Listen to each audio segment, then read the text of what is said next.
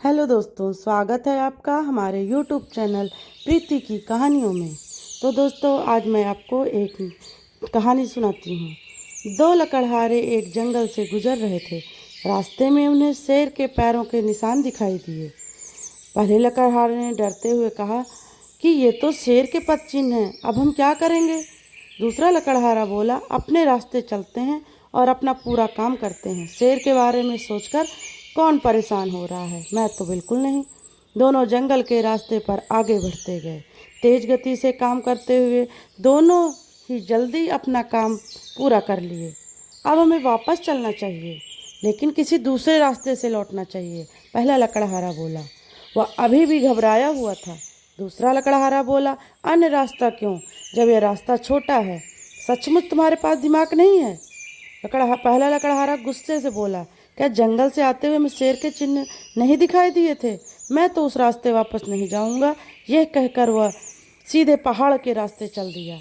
पल भर तो दूसरा लकड़हारा खड़ा खड़ा अपने साथी को जाते देख रहा था। फिर वह उसी रास्ते पर मुड़ गया जिस रास्ते से वह आया था, और कुछ ही देर में वह उस जगह पहुंच गया जहां उन्होंने शेर के पद चिन्ह देखे थे। और वहां उसे एक जीता जागता रास्ते के ठीक बीचों बीच बैठा शेर दिखाई दिया।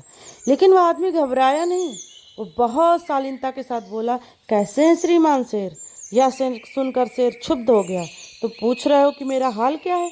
हाल बहुत बुरा है। मैं बीमार हूँ और डॉक्टर कहते हैं कि ठीक होने के लिए मुझे इंसान को खाना चाहिए। यह सुनते ही वह खुद को संभालते हुए बोला, भोजन के रूप में इंसान? पर आप तो इतने ताकतवर हैं कि आपके लिए किसी इंसान को पकड़ना बिल्कुल भी मुश्किल नहीं है। शेर ने कहा, तुम समझ नहीं रहे हो।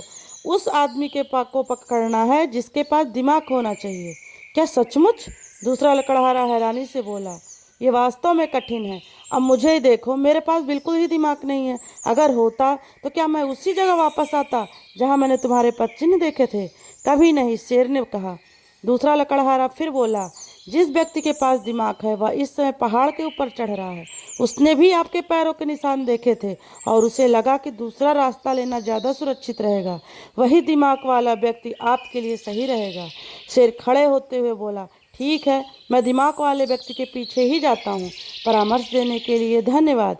इधर शेर ने पहाड़ पर चढ़ना शुरू किया और उधर लकड़हारा तेजी से घर की ओर भागा।